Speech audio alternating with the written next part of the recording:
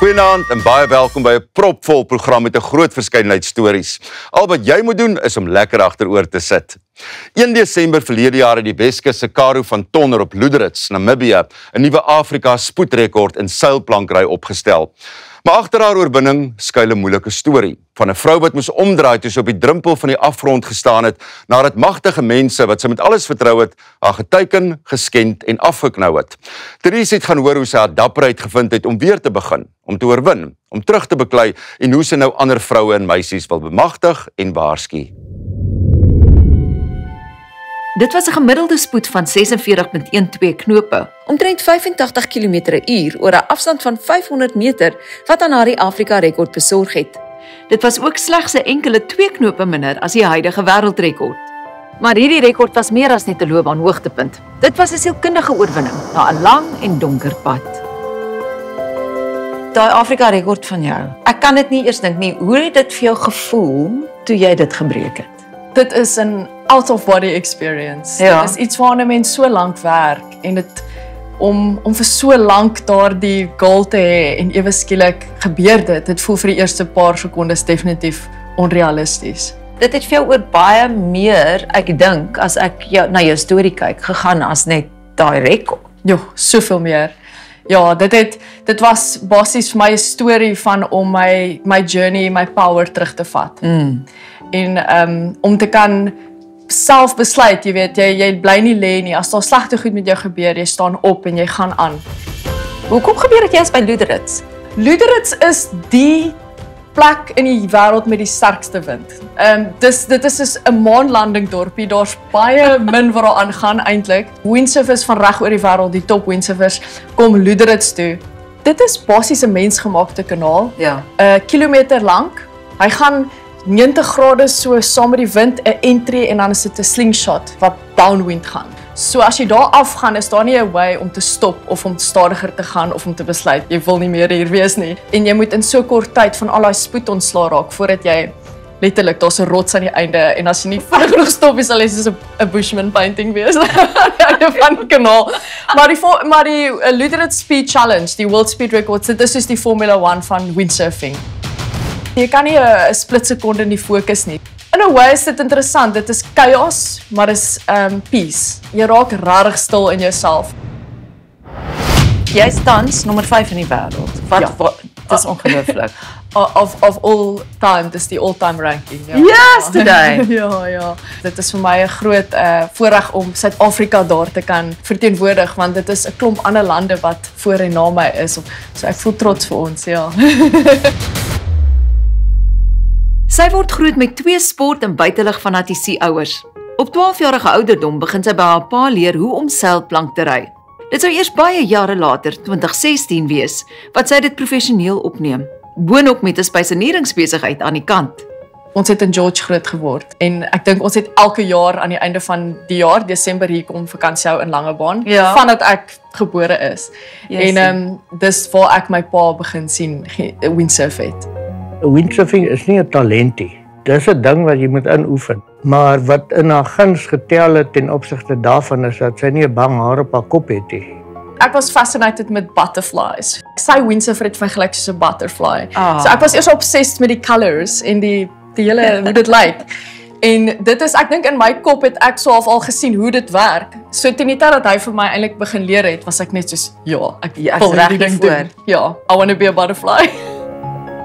Van kleins af was sy die sportiewe een, gebore met kompetisie in haar lyf en geseënd met 'n klomp talente.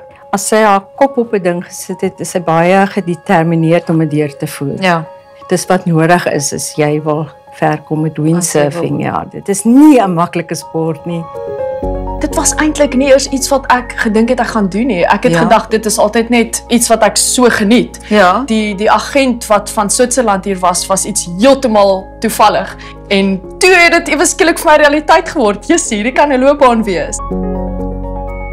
Jy het in 'n stadium troukoeke gebak. Ja, Is dit voor of na dit? Dit was tydens daardie tyd. Ek het na skool voedselwetenskap studeer op Stellenbosch en vir jare as 'n voedselwetenskaplike gewerk. Maar die kreatiwiteit daarvan was net nie daar nie. So ek het toe chef en pastry kursusse gedoen en toe my eie catering besigheid begin. So wanneer mense so iets doen en jy praat van reis oral heen om deel te neem en goed, al hierdie goed kos geld. Dit raak 'n besigheid. Ja, ek bedoel dit is jy hang af van sponsorships om finansiële lewe te maak daarvan. Okay. Ons gaan nou weer daarby uitkom. Terug gaan na toe jy jonger is en jy die sport begin doen het. Dis vir my die mooiste ding dat dit is hoe jy jou man ontmoet het. Ja. Hoe dit gebeur? Ja, jy sien dit is soos as ek terugdink, dis is 'n fairy tale. Ek was omtrent op laerskool rond. En my pa het my nou al geleer, maar toe het my ma besluit dis nou 'n tyd dat ek en my sussie gaan vir lesse. My instrukteur daardie dag op laerskool is my man vandag. Dit klink erg, maar hy's net ouer as jy. 2-3 jaar ouer as ek. So dit was ek het aan daai tyd het ek glad nie belang gestel in boyfriends nie. Ek wou net leer windsurf en ons het beste vriende geraak en ons het elke Desember mekaar hier in Langebaan gesien en rondom toe ek in matriek was toe sit nou al official. Karoo was 'n bonneltjie pret en altyd opgewonde en vol lewe, vol liefde en lewe. So is basies adventurous en sy wil alles doen en net alles aanpak. Hy's my beste vriend, hy's my adventure partner, hy's my grootste support. Daai oomblik toe sy daai Afrika rekord gebreek het. Wow, nee, dit was insane. Toe dit gebeur en daai spoed, daai magic moment, toe dit ingeskop het. En sy het die rekord geklap, dit is net iets ongelooflik. Alles wat sy deur is in haar loopbaan en haar lewe tot nou toe wat nou opgebou het, veral die laaste paar jaar, dis baie special. Dis 'n sport wat gelyktydig balans, soepelheid, krag en fokus verg. Karoo se voorbereiding vir die rekord in Luderitz het 2 jaar geneem in byna voltydse intensiewe toewyding. Hierdie is nou my 5-5, my slalomseil. In karre terme is dit soos die Ferrari van karre. En mense dink altyd ons hou ons arms vas, maar jy hak eintlik hier in. By die event dra ons nog ekstra loodgewig, so jy moet regtig sterk wees om al daai gewig te kan manage. Vir die wêreldrekord kompetisie het ek vir daai 2 jaar voorbereiding tussen 3 na 4 ure elke dag se training en dan natuurlik ook op die water self. As ek gaan seil ek maklik so 3 na 4 ure ook. In 2021 ontmoet Karoo mense wat aanbied om haar wêreldrekorddroom nie net finansiëel te ondersteun nie, maar ook te help bestuur. Na die breek vertel sy hoe die droomontmoeting uiteindelik haar grootste nagmerrie sou word.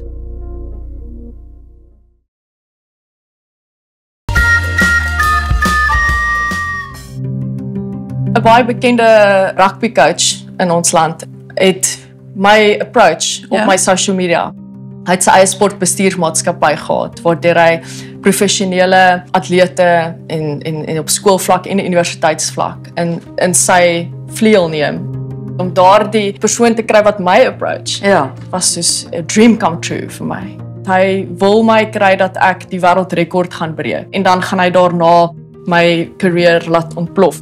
En om dit te doen het hy 'n biokinetikus ingebring, hy het 'n besigheidsmanne ingebring, hy het skoolhoofde betrek en een van die main ouens wat hy ingebring het was 'n finansiële besigheidsman wat saam met hom 'n kollega is in sy sportbestuursmaatskappy. Die coach was by 'n skool as 'n rugby coach en die finansiële besigheidsman was ook aangestel by die skool as motivational speaker. Hy kom met 'n godsdiens agtergrond. En hy het allerlei welsynsprojekte. Die skoolhoof is soos beste vriende met hulle en hy is die finansiële deel. En die coach is die persoon wat my mentor is. En hulle het jou aan die begin baie goed gepraat. Laat jou goed laat voel oor jouself. Dit is een van die groot dinge. Hulle het daai stadium het hulle vir my regtig laat voel dat jy het ongelooflike potensiaal en jy het net nog nie die regte hulp gehad nie. Alles wat ek doen, moet ek die hele tyd rapporteer. In plaas daarvan dat ek na my familie toe gaan oor probleme, moet ek na hom toe gaan, die coach, want hy moet my leer ken sodat hy my kan help by die events. So hy het baie vinnig my vertroue gekry en my familie se vertroue gekry. En ek het al hoe meer geïsoleer gevoel van my familie, van my volgelinge, van my vriende. Ek was nog nie in hierdie posisie nie. Vir my is dit soos, wow, dit is hoe dit werk. As jy 'n professionele atleet is, dan is dit die fokus wat jy nodig, want dis hoe hulle dit vir my oordra. Hulle het nie aangehou om jou goed te praat nie. Eers aan die pad het dit begin draai. Ja, dit het begin draai en dit het stadig begin draai. Ja. Soos hy sou kommentaar lewer oor jou liggaam. Hy sal vir jou goed sê oor jou liggaam, wat onvanpas is. Yes, onvanpas. Jy is 'n getroude vrou, dis 'n besigheidsvennootskap. En aanvanklik het dit eintlik net begin wanneer hy en die coach saam is by my. So dit het begin in 'n groepsopsig. Dan is dit so die eerste keer, die eerste keer toe dit gebeur het, was dit gaan oor vrouens se borste. Ek bedoel, ek was teen daai tyd het ek al met die coach probeer praat. Ek was voorgesê jy's oorsensitief. Hy het selfs my gevra, is jy seker jy's nie 'n lesbien nie? So hy was so onondersteunend en in feite hy het my laat voel ek is die probleem. Jy begin dink jy's mal, jy weet nie wat aangaan nie. Ja, soos tyd aangaan, het ek regtig my menswaardigheid verloor, want as iemand keer op keer oor jou boundaries loop, jy verloor jouself in die proses. So al wat ek op daai stadium begin doen het, is net probeer survive. Hy het jou op 'n punt gebring ook waar hy jou laat verstaan het, geen borge stel belang nie, maar hy sal instaan. Yes, dit en was geld vir jou gee. Ja. Ek dink in sy kop het hy besluit hy kan enigiets kry wat hy nou wil, want hy borg my. En nou is ek sy produk. So hy sou Langebaan toe kom sodat ons 'n meeting het oor die werksgeleentheid na Luderitz wat hulle vir my het. Deel van die meeting, daar sien die sportdag by die skool wat hy borg vir die skoolhoof en hy wil sy supplements brand promote daar. Ja. En so hulle wil 'n poster, 'n groot banner maak waar ek met die sportwear en met die supplements is. Ons het 'n meeting gehad tussen hierdie fotosessies en toe ons weer teruggaan om aan te gaan met die fotos, toe sluit hy die deur en toe verkrag hy my. Daar's soveel shame na die tyd om dit te deel, want hoe kan jy gaan van nee, na net moed opgee?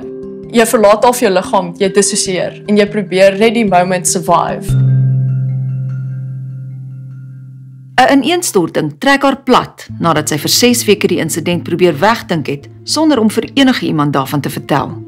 Die moment as ek iets pla my, dan threaten hulle my. Sy vrou het direk na die insident geweet daarvan. Hierdie is vir my die ergste. Ja. Dit is vir my die ergste. Wat het sy vrou gedoen? Byvoorbeeld, hulle sal my sit in 'n restaurant. Jy weet, en hulle sal obviously het hulle 'n foon op rekord, maar sy sal vir my soos sê, jy moet hier admit dat jy het verlief geraak op hom en dat ek kan jou lewe op. Dit was haar woorde gewees. En ek was so bang vir hulle. En hulle wil hê jy moet aanhou saamwerk met hulle. Sy wou hê ek moet aanhou saamwerk met hom. Met die skiet van fotos sal hy byvoorbeeld sy foon sit agter die kamera op video record. Dan sal hy byvoorbeeld opkom na my toe en my kom gryp om my omhels of 'n joke soos of in a joking way en ek baie awkwardly lag en probeer net soos jy weet en shrug out of it. Yes, en dis al hierdie video footage vat hy en dan maak hy screen grabs van daai moments wat dit jy happy daarmee want jy lag. En hy het vir my laat verstaan, jy weet hy het al van tevore dat meisies teen hom wil opstaan, jy weet wat hulle wil uitreik en praat, maar hy het hierdie folders van hulle. Ek het net probeer imagine dit het nie gebeur nie. Ek dink mense is in denial ook tot op 'n mate. Ja. Maar na 6 weke is dit asof daai ding begin uitkom het. En op 'n dag het ek 'n totale emosionele ineenstorting gehad. Ek het dadelik na my ma en my pa en my man uitgereik. En dit was vir my verskriklik moeilik geweest. Want hoe vertel jy dit? En dit was net ongelooflik die ondersteuning wat hulle my gegee het. Hulle het dadelik gehelp om weg te kom van hierdie mense. Toe ek het hoor vir die eerste keer, dit was net absolute skok. Dit voel nie werklik dat dit werklik kan gebeur nie. Jy hoor altyd van die goed dit gebeur met ander mense, maar jy dink nie regtig dat dit met iemand jou geliefde kan gebeur nie. Ek sê altyd Kare voel vir my soos as sy instap in die vertrek is soos 'n lig wat aangaan. Iemand soos dit sy was so verpletter. Dit was so horrible om haar so te sien. Dit ek kan dit nie vir julle beskryf nie. En jy wil haar net so gou as moontlik uit dit kry. Ja. Dit is devastating en nie net dat dit jou kind is en dit met haar gebeur Maar dis ook devastating in die feit dat jy soveel vertroue verloor in mense wat jy dink, wat jou, hulle is my geesgenote, jy weet. Ja. En dit is skokkend dat hierdie mense is daar buite en hulle gaan net aan. Hoe kom mens as 'n gesin deur so ietsie? Ons het Kommunikasie. baie ure. Ons Kommunikasie. het middag om gepraat. Ja. Haar sielkundige was natuurlik en alle krediet vir haar man, Shaw, wat haar absoluut bygestaan het. 'n Key punt van my terapie was net om te kan verstaan wat is die definisie van grooming. Dis 'n netwerk van mense wat van mekaar iets kry. Ja. En dis is die ideale vangplek vir vulnerable mense, vir kinders, vir atlete. Nadat ek my storie vertel het, dis soos as jy 'n klippie in die water gooi, dit maak ripples. En dit was amazing hoe ewe skielik kom ek in kontak met vorige victims van hulle. Dit is, en jy praat van hulle wat ons mag nie name sê nie, want op die einde van die dag het jy besluit om 'n saak te maak. Ja. Ek het van my kant af alles op die tafel gesit. En nou is dit the patience game. Ek is elke dag so dankbaar dat ek is op 'n plek waar ek kan praat en ek kan dit vat en iets goeds daarvan maak. En omdat daar dogtertjies is en wat opkyk na ek wil 'n atleet wees, ek wil ook 'n windsurfer wees. Jy kan nie met knowledge sit en dit net hou vir jouself nie. Ek dink dis waar dit vir my uitgekom het van wat ook al ek kan doen, sal ek doen. Ja. En dis hoekom dit nou veel belangrik is ook om dit te deel. En jy praat ook hieroor. Jy doen praatjies? Ja, ek doen praatjies. Ek dink dit is ook mense wat wonder, jy weet, hoe werk so 'n ding. Dis in skole, dis in kerke, dis in besighede. En ek dink om daai awareness te kan create is belangrik. Daai jaar toe dit met jou gebeur het, jy het nog steeds dit reg gekry om Luderitz toe te gaan. Ek was 'n gebroke mens gewees daai tyd. Vir my was dit deel van terapie om te moet gaan. En as deel van 'n gevoel van hulle het my nie gestop nie. Die events organizer het gehoor wat gebeur het met my en hy het vir my gesê ek kan verniet kom. Ek het soveel trauma gehad waarmee ek deel. Ek het elke run wat ek maak by die kanaal af het ek geskree. Ek was nie sterk genoeg vir die event nie, glad nie naaste by nie. Ja, maar dit was goed om te gegaan het. En eers na 3 jaar se terapie, so 2024 het ek regtig soos gesond begin voel. En dat ek kan die anger wat ek het teenoor hierdie mense kan omskep in my oefensessies. Maar dit was 'n keuse wat ek elke dag moes maak om nie te gaan lê nie. Ja, so in 2024 het ek toe nou die Afrika rekord gebreek en dit was vir my om te sê, jy weet, hier is hoop. Sy's 'n fighter. Dis hoekom sy kom met waar sy kom met haar rekord ook in die lewe, want sy gee nie op en sy is so, as sy iets in haar kop het, is sy so determined. Sy sal aanhou tot die einde. As ek haar nou nog hoor uit haar maag lag, dan sê ek net baie dankie dat my kind weer heel is en sterker eintlik as wat sy was. Hierdie spasie maak my baie opgewonde. Wat gebeur hier? Ek is net so opgewonde soos jy. Yes, ek gaan my eie wetsuit brand begin, maar ek is nou nog baie in die vroeg fase. In die vroeg fase. Kyk, hierdie masjiene staan opgelyn, so as ek weer kom kuier dan hang die wetsuits. Ja, dis die plan. Jy het 'n lang pad gestap. Dit gaan goed met jou. Wat lê vir jou in die toekoms? Sjoe, ek is so opgewonde oor die pad vorentoe. Ek is so dankbaar ek het hier gekom. Ja. Hierdie wat gebeur het my eintlik baie sterker en beter gemaak as ooit. So ek sal graag op hierdie journey sterk voortgaan en alles wat ek kan doen om bewustheid te skep, gaan ek doen. Wat my windsurfing loopbaan aanbetref, wil ek definitief volhou. Luderitz Speed Challenge en die World Speed Records gaan vir my altyd na in my hart lê. As daar ooit 'n geleentheid vir my gaan opkom in die toekoms om weer te kan gaan, sal ek alles insit. Maar dis nie nou noodwendig meer vir my belangrik as deel van my healing nie. Ek is op 'n gesonde plek. Dit sal net wees want dis vir jou lekker. Dis awesome. Ja. Ja. Jy kan krag vind as jy plat val. Jy kan terugbaklei al is jy bang. Uit die donker kan daar lig kom en uit die sleg weer goed. Karoo se storie is een van waagmoed en dapperheid en deursettingsvermoë. 'n Storie waar liefde bo rou mag triomfeer.